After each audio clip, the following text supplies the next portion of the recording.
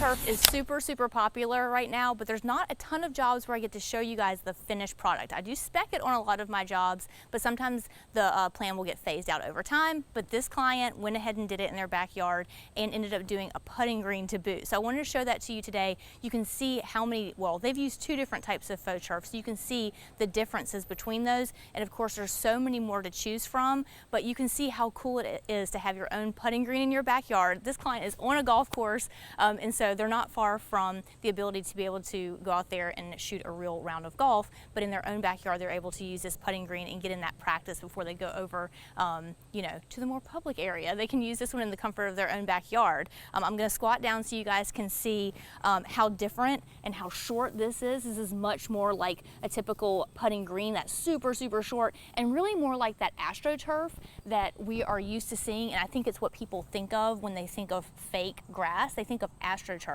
And you guys, faux turf has come such a long way since the days of AstroTurf in the NFL, where people were getting abrasions when they fell on it during a football game. This is a longer version. This also comes, like I said, in so many different types. There's different fillers to put in here for playgrounds, play surfaces for your kids out in your backyard. You can use this underneath your playground and do rubber pellets in it instead if you want. This one has sand. Sand is good as well.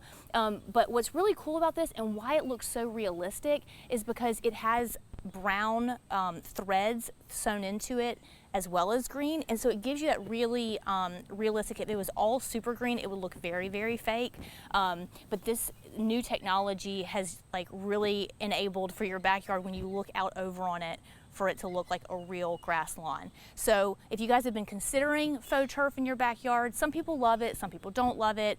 It's really good for super drought areas where you just can't get grass to grow, but it enables you to have a really clean play experience for your kids. Of course, a putting green situation like this, there's so many uses for it that really make sense to a lot of homeowners. So give it another look if you haven't looked at it in a long time, because it's come a long way from this super tight, hurtful AstroTurf of the past.